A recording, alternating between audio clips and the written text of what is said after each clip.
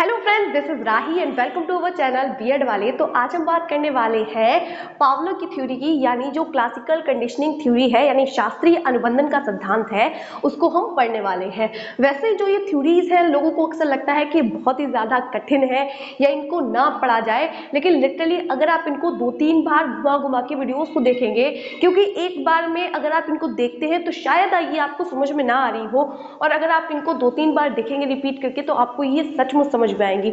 तो आज हम समझेंगे क्या शास्त्रीय अनुबंधन का सिद्धांत, इसको आप इंग्लिश में याद रखेंगे तो बेटर होगा, क्योंकि हिंदी में इस थ्योरी जो है उसे कई सारे नाम आपको देखने को मिल जाएंगे, तो आपको इंग्लिश में याद रखना ज्यादा जरूरी है। इसको हम इंग्लिश में कहते हैं क्लासिकल कंडीशनिंग थ्योरी, ठीक है। वैसे अगर हिंदी में देखना चाहे तो शास्त्रीय अनुबंधन का सिद्धांत इसको कहते हैं। तो जो पावलोव है उनकी अगर हम बात करें तो उन्होंने एस टाइप लर्निंग दी है। मतलब एसएस से मतलब है यहाँ पे उद्दीपक और उद्दीपक, दो उद्दीपक मिलेंगे, इनका एक एक्सपेरिमेंट है, अभी हम वो समझेंगे। मतलब एक नेचुरल उद्दीपक होगा, एक कृत्रिम उद्दीपक होगा, और जो हमारा नेचुरल जो उद्दीपक है उसको हम ट्रांसफर करेंगे किसमें, जो हमारा आर्टिफिशियल उद्दीपक है उसमें। अब आप कहेंगे कि मैम पता नहीं आप हमको क्या समझा रही हैं, तो पहले हम ये समझ लेते हैं कि उद्दीपक होता क्या है। उद्दीपक वो है जो हमें किसी काम को करने के लिए बाधित कर दे, मतलब एक्शन लेने के लिए मजबूर कर दे।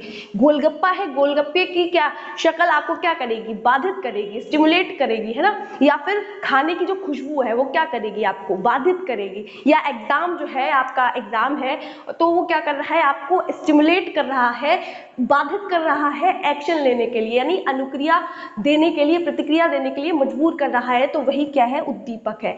अगर कहीं पर एसआर थ्योरी की बात आती है कि स्टिमुलस रिस्पॉन्स यानी उद्दीपक और अनुक्रिया की बात आती है, तो वहां पे नाम आता है थॉर्नडाइक का। और अगर पहले रिस्पॉन्स दिया जाता है, बाद में स्टिमुलस प्राप्त होता है, जो कि हमारा स्किनर का था, जिसमें चूहे और कबूतर पे किया था एक्सपेरिमेंट इन्होंने, तो वो स्किनर से संबंधित है। पावलोव है, उन्होंने एस टाइप लर्निंग दी है, जिसमें उद्दीपक से क्या अनुबंधन करवाया जाता है, ठीक है। तो अगर हम बात करें तो दो तरीके के होते हैं, अभी जैसे मैं बताई थी, एक तो प्राकृतिक यानी जो नेचुरल उद्दीपक है, नेचुरल स्टिमुलस है, और एक हमारा क्या है, कृत्रिम है, आर्टिफिशियल है। जैसे जो इन्होंने एक्सपेरिमेंट किया था, जो हमारा नेचुरल उद्दीपक है वो क्या है, हमारी जो जैविकीय आवश्यकताएं हैं। जैसे उन्होंने जो एक्सपेरिमेंट किया था कुत्ते पे, तो कुत्ते की कंडीशनिंग नहीं करवाई थी, फिर भी जो मीट पाउडर था उसकी जो खुशबू है, उसकी खुशबू से क्या कर रहा था, वो उसकी जो लार है वो आ रही थी, मतलब सलाइवा बन रहा था उसके मुंह में। जैसे हमने गोलगप्पे को देखा तो हमारे मुंह में लार का आना क्या है, हमारी कंडीशनिंग नहीं है, लेकिन हम अपने आप से प्रतिक्रिया देते हैं। खाने को देख के मुंह में पानी आ ही जाएगा, है ना, रसगुल्ले को देख के मुंह में पानी आ ही जाएगा, तो क्या है, वो प्राकृतिक है। फिर क्या था, उन्होंने जो खाना था उसकी जो कंडीशनिंग थी वो घंटी से करवा दी थी, कि खाना नहीं भी आता था तो भी वो घंटी के बजने पे लार आती थी, है ना। तो क्या था, इसी की कहानी है, अनुबंधन की कहानी है, कि खाने की जगह पे वो घंटी पे रिस्पॉन्स कर रहा था, प्राकृतिक उद्दीपक की जगह वो कृत्रिम उद्दीपक पे रिस्पॉन्स दे रहा था, अनुबंधित हो गया था घंटी से, ठीक है। तो चलिए अब हम आगे देखते हैं। तो आइए हम लोग देख लेते हैं कि जो पावलोव है उनके बारे में। जो पावलोव है उन्होंने क्लासिकल कंडीशनिंग थ्योरी दी है, इसे एसएस टाइप लर्निंग भी कहते हैं। इसमें स्टिमुलस से क्या होगा, अनुबंधन करवाया जाएगा। जैसे एक नेचुरल होगा, एक आर्टिफिशियल होगा, ट्रांसफर कर दिया जाएगा नेचुरल से आर्टिफिशियल में। तो हम देख रहे थे, इनका पूरा नाम है इवान पेट्रोविच पावलोव। इनका जन्म कब हुआ था, तो 1849 में हुआ था। इनकी मृत्यु कब हुई थी, तो 1936 ईस्वी में हुई थी। ये रूसी साइकोलॉजिस्ट थे, साइंटिस्ट थे, फिजियोलॉजिस्ट थे, कुछ भी मान सकते हैं, ठीक है। तो इनका इन्होंने 1904 ईस्वी में पाचन ग्रंथियों पे काम किया था, और 1904 ईस्वी में नोबेल पुरस्कार भी मिला था पाचन ग्रंथियों पे काम करने की वजह से। और जब ये काम कर रहे थे तो ये थ्योरी निकल के आई थी क्लासिकल कंडीशनिंग की, जिसे शास्त्रीय अनुबंधन का सिद्धांत कहा गया। जो पावलोव है उन्हें फादर ऑफ क्लासिकल कंडीशनिंग भी कहा जाता है, मतलब शास्त्रीय अनुबंधन का जनक भी कहा जाता है। इन्होंने अपना एक प्रयोग किया था जो कि कुत्ते पे किया था। बेक नाम का कुत्ता था, इन्होंने क्या किया, कुत्ते को बांधा और उसके मुंह से क्या किया, एक ट्यूब को कनेक्ट कर दिया, जिससे कि जब सलाइवा बनती थी मुंह में, वो ट्यूब में काउंट की जा सके, नापी जा सके, ठीक है। तो क्या होता था, एक जो उनका असिस्टेंट होता था वो खाना लेके आता था, तो वो नेचुरल कंडीशन नहीं हुई थी, अनकंडीशनड रिस्पॉन्ड करता था। आप छिपकली को देख के रिस्पॉन्ड कर देंगे, आप आपकी कंडीशनिंग नहीं हुई है ना, आप अनुबंधित नहीं हुए हैं, लेकिन उसके बाद भी आप नेचुरल गोलगप्पे को देख के लार आपके मुंह में आएगी, खाने की खुशबू से आपके मुंह में लार आएगी ना, तो ये क्या है, अनकंडीशनड रिस्पॉन्ड करते हैं। तो कुत्ते के साथ भी यही हो रहा था कि जब जो उनका असिस्टेंट था वो खाना लेके आता था तो क्या होता था, उसके उनके जो मीट पाउडर था उसकी खुशबू से या फिर उसके कदमों की आहट से असिस्टेंट की कुत्ते के मुंह में लार आनी शुरू हो जाती थी। तो ठीक है, तो इससे ही वो मुंह में जो स्लाइव आती थी उसे नापा जा सकता था। अब नॉर्मल कंडीशन में क्या होता था, नॉर्मल सिचुएशन में, कि जो उद्दीपक है मतलब जो खाना है वो क्या करता था, फूड था, ठीक है, कुत्ते के लिए जो स्टिमुलस था, मतलब ऐसी कोई स्टिमुलस है, अभी हमने क्या समझा था, स्टिमुलस वो है जो हमें बाधित करे। तो क्या है, नॉर्मल सिचुएशन में क्या होता था कि जो उद्दीपक था यानी जो खाना था वो फूड था, ठीक है, मतलब फूड जो था वो क्या था, स्टिमुलस था, और जो कुत्ता था वो प्रतिक्रिया दे रहा था, कैसी, लार आ रही थी उसके मुंह में। ठीक है, अभी हम 3 कंडीशंस और जानेंगे। तो आइए हम लोग समझते हैं कि जो रिस्पॉन्सेज है, जो अनुबंधन है, उसकी बात कर लेते हैं। हमने प्रयोग में देखा था कि जो कुत्ता था वो एक नेचुरल स्टिमुलस जो था उसके प्रति रिस्पॉन्स कर रहा था, मतलब अनकंडीशनड रिस्पॉन्ड कर रहा था, है ना। तो हम देखते हैं जो कंडीशन है, मतलब अनुबंधन से पहले की जो स्थिति है उसको देखेंगे, अनुबंधन के दौरान जो स्थिति उसको देखेंगे, और अनुबंधन के बाद की जो स्थिति है उसको देखेंगे। प्रयोग में क्या था, कुत्ता क्या कर रहा था, मतलब मतलब वो उसकी कंडीशनिंग नहीं हुई थी, वो अनुबंधित नहीं हुआ था, और वो प्राकृतिक रूप से क्या कर रहा था, रिस्पॉन्स दे रहा था। ठीक है, तो अनुबंधन से अगर हम पहले की बात करें तो क्या है, ये आपकी अनुबंधन का एक तरीके की आदत है, आप सोचेंगे नहीं, आप रिस्पॉन्स कर देंगे। कॉकरोच को देख के क्या है, आप डर जाएंगे, आप रिस्पॉन्स करेंगे ही करेंगे, है ना। तो क्या है, नेचुरल जो हमारा क्या होता है, स्टिमुलस होता है, इसमें क्या है, इनके जो मतलब इनका जो प्रयोग था, एक्सपेरिमेंट था, उसमें फूड जो था वो अनकंडीशनड स्टिमुलस था, और जो कुत्ते के मुंह में लार का आना क्या था, अनकंडीशनड रिस्पॉन्ड था। वो जो मीट पाउडर था, यानी वो जो असिस्टेंट था, उसकी जो पैरों की आहट थी, उसको सुनते ही कुत्ते के मुंह में लार आने लगती थी, सलाइवा बनने लगती थी। ठीक है, एक स्थिति ये हो गई अनुबंधन से पहले, मतलब अभी कंडीशनिंग नहीं हुई है। उसी में एक और स्थिति है कि जो न्यूट्रल जो स्टिमुलस है, यानी तटस्थ जो उद्दीपक है, उसमें क्या होगा, घंटी बजाई जाएगी। पहले क्या था, खाना आता था, कुत्ते के मुंह में लार आती थी, ये तो अनकंडीशनड स्टिमुलस था और अनकंडीशनड रिस्पॉन्ड करता था कुत्ता। फिर इसी में दूसरी स्थिति एक बनती है न्यूट्रल स्टिमुलस की, यानी तटस्थ उद्दीपक की। इसमें क्या होगा, जो बेल है, बेल बजाई जाएगी और कुत्ता क्या करेगा, कोई रिस्पॉन्स नहीं करेगा। उसे क्या मतलब है भाई, बेल से खाने का क्या कनेक्शन, कुत्ते को तो समझ में नहीं आ रहा है अभी, क्योंकि अभी कंडीशनिंग नहीं हुई है, अनुबंधन से पहले की स्थिति हम लोग देख रहे हैं। तो बेल बजी, कुत्ते ने कोई रिस्पॉन्स नहीं किया। यहाँ पे अनुबंधित उद्दीपक की ही कहानी है कि कुत्ता खाने के प्रति रिस्पॉन्स ना देके बेल के प्रति रिस्पॉन्स देने लगे। यही कहानी किसने बताई है, पावलव ने बताई है। ठीक है, कि वो नेचुरल जो स्टिमुलस है उसके प्रति रिस्पॉन्स ना देके आर्टिफिशियल जो उसका स्टिमुलस है उसके प्रति रिस्पॉन्स देने लगे। तो यही कहानी अनुबंधन। फिर हम देखते हैं अनुबंधन के दौरान, जब अनुबंधन करवाया जाता कि मतलब घंटी बजाई जाती थी और कुत्ते के सामने खाना आ जाता था। ठीक है, घंटी बजाई जाती थी और कुत्ते के सामने खाना आ जाता था। तब भी क्या हुआ, कुछ समय तक कुत्ते ने अनकंडीशनड रिस्पॉन्ड किया। उसे क्या मतलब है, घंटी बज रही है, बजने दो। जो मीट पाउडर की खुशबू थी या जो असिस्टेंट के पैरों की आहट थी, उससे क्या करता था, सलाइवा बनती थी। लेकिन जब ये बार बार यही प्रयास किया गया, बेल बजाई गई, खाना आया, बेल बजाई गई, खाना आया, बेल बजाई गई, खाना आया, तो जो कुत्ता था उसको ये पता चल गया था, मतलब कंडीशनिंग हो गई थी, बंधित हो गया था जो कुत्ता था कि बेल बजेगी तब खाना आएगा।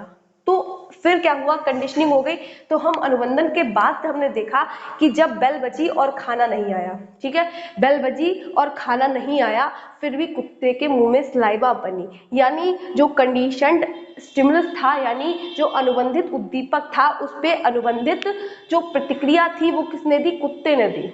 ठीक है, तो देखिए कोई कंफ्यूजन की बात नहीं है कि पहले क्या था, हमारी जो आदत है हम रिस्पॉन्स करेंगे ही करेंगे। ठीक है, तो क्या था, नेचुरल था, जो स्टिमुलस था उसके प्रति नेचुरल रिस्पॉन्स आ रहा था। उसके बाद जो न्यूट्रल जो स्टिमुलस था उसके प्रति प्रति मतलब जो आर्टिफिशियल जो हमारा स्टिमुलस था उसके प्रति वो कोई रिस्पॉन्स नहीं कर रहा था। लेकिन जब इन दोनों को जोड़ा गया, घंटी को साथ से बजाया गया, फिर खाना दिया गया, साथ में घंटी को बजाया गया, खाना दिया गया, तब भी वो क्या कर रहा था, अनकंडीशनड रिस्पॉन्ड कर रहा था, नेचुरल ही जो है वो रिस्पॉन्स कर रहा था। लेकिन जब ये जो प्रतिक्रिया है वो बार बार की गई तो उसकी कंडीशनिंग हो गई और क्या किया उसने, वो कंडीशनड स्टिमुलस के प्रति कंडीशनड रिस्पॉन्ड करने लगा। इससे क्या हुआ, अनुबंधित हो गया, ठीक है, कंडीशनिंग हो गई उसकी। तो चलिए देखते हैं कुछ और टर्म्स हैं, चलिए हम उनको भी समझते हैं।